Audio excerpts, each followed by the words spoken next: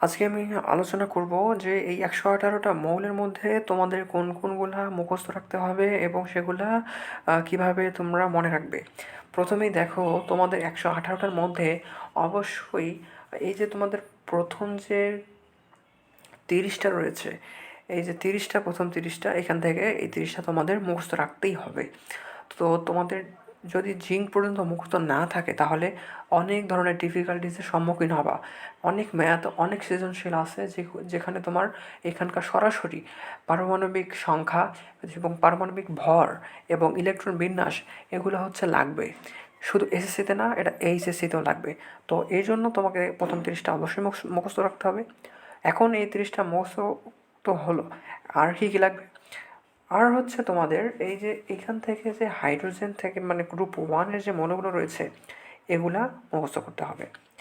তো group ওয়ানেরগুলো important, কারণ এগুলো হচ্ছে তোমরা জানো যে এগুলোকে বলা হয় ক্ষার ধাতু। এবং পরে যেগুলো রয়েছে গ্রুপ দুই, এই গ্রুপ দুইটাও কিন্তু মুখস্থ রাখতে হবে। এটা হচ্ছে তোমার মৃৎক্ষার ধাতু, তাই না? এরপরেরগুলো ততটা ইম্পর্টেন্ট না, কিন্তু মেইন ইম্পর্টেন্ট হচ্ছে এই দিকে। এইখানে রয়েছে গ্রুপ 18, এটা পুরোটাই মুখস্থ রাখতে হবে। এছাড়াও এই যে গ্রুপ 17, এটাও পুরোটা মুখস্থ রাখতে হবে। এটা হচ্ছে তোমার হ্যালোজেন গ্রুপ, এটা অবশ্যই অনেক ইম্পর্টেন্ট এবং অনেক বিক্রিয়াতে এটা তোমার কাজে লাগবে। আর গ্রুপ 18 তো হচ্ছে নিষ্ক্রিয় মৌল, এটা তো খুবই ইম্পর্টেন্ট, এটা তো অবশ্যই লাগবে।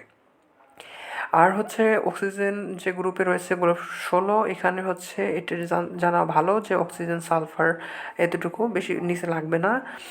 আর মোটামুটি বাকিগুলো এইভাবে জানলেই হবে। যেটা বললাম সেটা হচ্ছে যে প্রথম 30টা তো অবশ্যই মুখস্থ রাখতে হবে।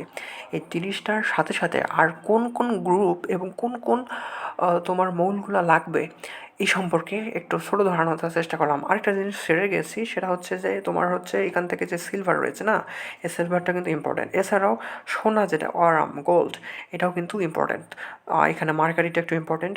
এই জিনিসগুলো একটু বাইরে থেকে দেখে নিতে হবে। তো প্রথম 30টা তো এমনিতে অ্যাজ ইউজুয়াল মুখস্থ করবাই, সাথে হচ্ছে গ্রুপ 1, গ্রুপ 2টা মুখস্থ রাখতে হবে। এদিকে হচ্ছে গ্রুপ 17, 18 মুখস্থ রাখতে হবে।